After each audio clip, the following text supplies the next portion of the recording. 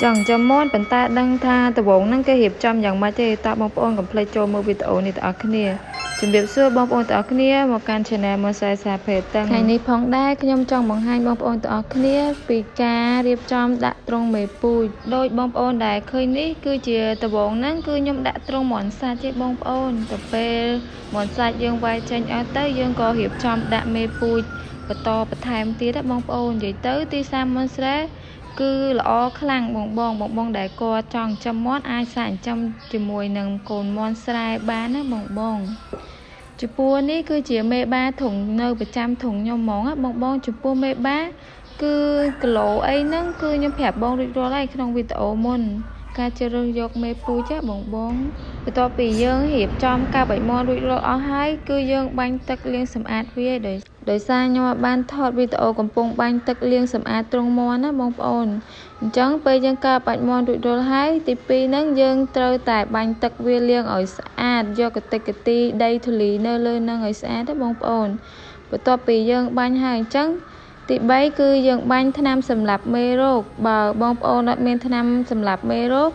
បងប្អូនអាចទិញកបោសពីផ្សារមកបាញ់មកបាចពីលើបានណាបងប្អូនយើងបាចហើយយើងទុកធុងនឹងរយៈពេល1អាទិត្យបងប្អូនបានយើងដាក់អង្កាមក្រាបពីក្រោមហើយយើងយកមេពូជមកប្រឡែកចំពោះធុងនេះគឺមានទំហំ6x6 ម៉ែត្របងប្អូនបើយើងដាក់មេពូជវិញយើងដាក់បានចន្លោះពី50ទៅ60មេបងប្អូនអញ្ចឹងគឺយើងដាក់ប៉ុណ្ណឹងវាល្អវាអត់ឆ្អៀតពេកអត់ណែនពេកទេបងប្អូនបើធុងហ្នឹងទំហំប៉ុណ្ណឹងវិញយើងដាក់មាន់សាច់អាចចន្លោះពី130ទៅ140បងប្អូនហ្នឹងគឺយើងចិញ្ចឹមទៅវាអត់ចាក់គ្នាប្រហែលវាល្អចិញ្ចឹមទៅគឺកូនមាន់ហ្នឹងសុខភាពល្អហើយបងប្អូនងាយស្រួលពេលវាលូតលាស់ក៏វាងាយនឹងលូតលាស់លឿនដែរបើចំពោះត្រង់6x6 ម៉ែត្រហ្នឹងបើបងប្អូនចង់ដាក់ចំនួន200ឬក៏200លើអាចនឹងចឹកគ្នាហើយកូនមាន់អត់សូវលូតលាស់ធំទេអញ្ចឹងបាទបងប្អូនឆ្ងល់ថាហេតុអីកូនមាន់ចិញ្ចឹមទៅគេចិញ្ចឹមតែ3ខែបានលក់អញ្ចឹងចំពោះការជ្រើសយកមេពូជគឺល្អ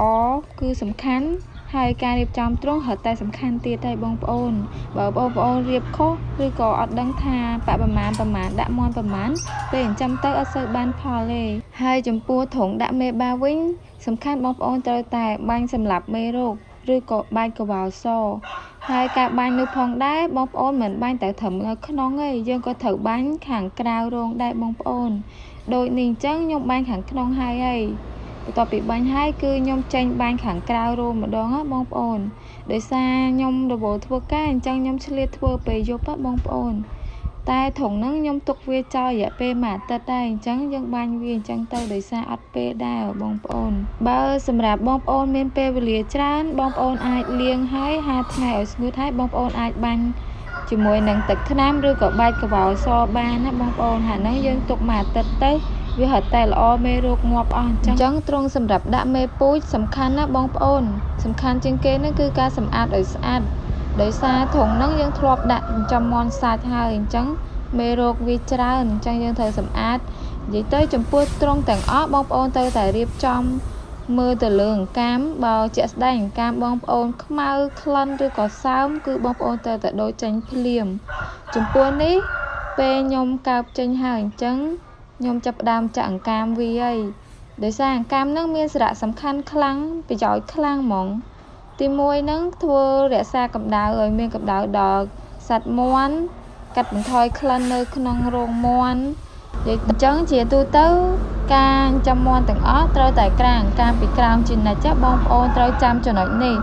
អាហ្នឹងខ្ញុំបាត់ពិសោធន៍ជាក់ស្ដែងហ្មងការចិញ្ចឹមរបស់ខ្ញុំគឺខ្ញុំតែងតែដាក់អង្កាមពីក្រោមដើម្បីរក្សាកម្ដៅដល់កូនមាន់ឬក៏សត្វមាន់ណាបងប្អូន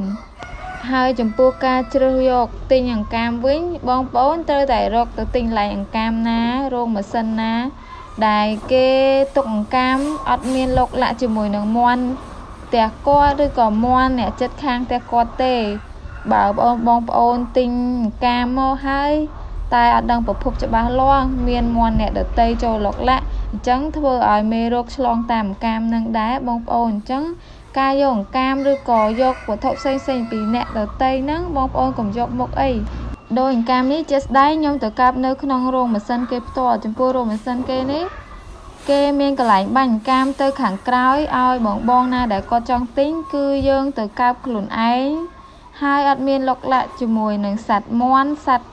ផ្សេងដែលវាទៅកែងកាមហ្នឹងឯងបងប្អូនមានតែសម្ោចបើជាទូទៅអាហ្នឹងថតសំខាន់ដែរអញ្ចឹងធុងខ្ញុំជាក់ស្ដែងនេះគឺមានទំហំ 6x6 ម៉ែត្រចង់ខ្ញុំប្រើកាម 4B បងប្អូនបើបងប្អូនចង់ប្រើ 5B ក៏បានដែរប៉ុន្តែនៅពេលដែលយើងត្រូវដល់ពេលកើបដោយសារយើងដាក់ទីអញ្ចឹងយើងស្រួលកើបជាងបងប្អូនដោយសារខ្ញុំមានបទពិសោធន៍ពេលដាក់ច្រើនយើងកើបយូរអញ្ចឹងយើងសុខចិត្តយើងដាក់តិច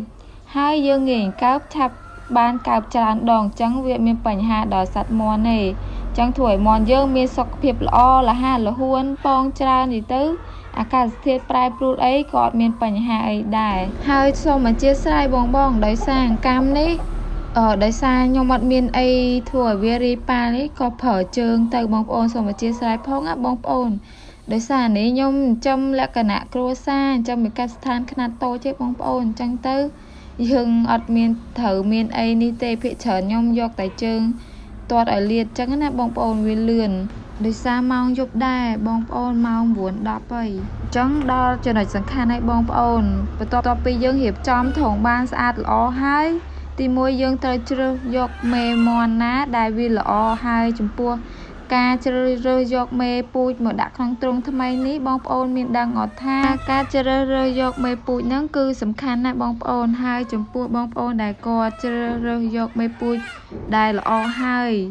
អញ្ចឹងសម្រាប់បងប្អូនដែលគាត់ចិញ្ចឹមជាលក្ខណៈថាចំត្រូវមាន់សាច់អីបងប្អូនមិនចាំបាច់ធ្វើវ៉ាក់សាំងរំលឹកទេបងប្អូនចំពោះបងប្អូនដែលគាត់ចង់ទុកធ្វើមេពូជបងប្អូនអាចធ្វើរំលឹកវ៉ាក់សាំងចំពោះវ៉ាក់សាំងរំលឹកនេះគឺគេរំលឹកតែទៅលើមេបាទេបងប្អូនអានេះគឺជាបទពិសោធន៍ខ្ញុំផ្ទាល់ខ្ញុំប្រើប្រចាំនៅកសិដ្ឋានខ្ញុំហ្មងណាបងប្អូនអញ្ចឹងសរុបមកដោយសារមេបានេះគឺជាមេពូជថ្មីអញ្ចឹងខ្ញុំអត់ទាន់រំលឹកទេបងប្អូនប៉ុន្តែបើបងប្អូនគាត់ចង់ចិញ្ចឹមទុកធ្វើមេពូជដូចខ្ញុំដែរបងប្អូនត្រូវតែចាក់វ៉ាក់សាំងអាសន្នរោគហើយចំពោះវ៉ាក់សាំងអាសន្នរោគនេះគេធ្វើនៅមាន់មានអាយុកាល 2 ខែបងប្អូនចំពោះមេបាឬក៏មេពូជអីយើងធ្វើដូចគ្នាបងប្អូនតែបើបងប្អូនចំទុកធ្វើមេពូជបន្តបងប្អូនគួរតែជ្រើសយកមេបាពីខាងក្រៅកសិដ្ឋានមកវិញព្រោះថាជាទូទៅបងប្អូនខ្លះក៏គាត់ដឹងបងប្អូនខ្លះគាត់ក៏អត់ទាន់ដឹងដែរហើយការចិញ្ចឹមមាន់នេះគឺសំខាន់ណាស់បងប្អូនដែលគាត់ចង់ចិញ្ចឹមមាន់បងប្អូនកុំភ្លេចជួយ Subscribe ឬក៏ Like ម្នាក់មួយផងដោយសារវីដេអូខ្ញុំបង្រៀនបងប្អូននេះគឺជាបទពិសោធន៍ជាក់ស្ដែងខ្ញុំប្រើទៅលើកសិដ្ឋានខ្ញុំផ្ទាល់ហើយវ៉ាក់សាំងអាសន្នរោគនេះគេរំលឹកទៅលើមេបាក្រោយពេលចាក់ 5 ខែម្ដងបងប្អូនអញ្ចឹងចំពោះមេបាគឺបងប្អូនត្រូវដាច់ខាតត្រូវតែធ្វើការរំលឹកវ៉ាក់សាំងនេះទាំងអស់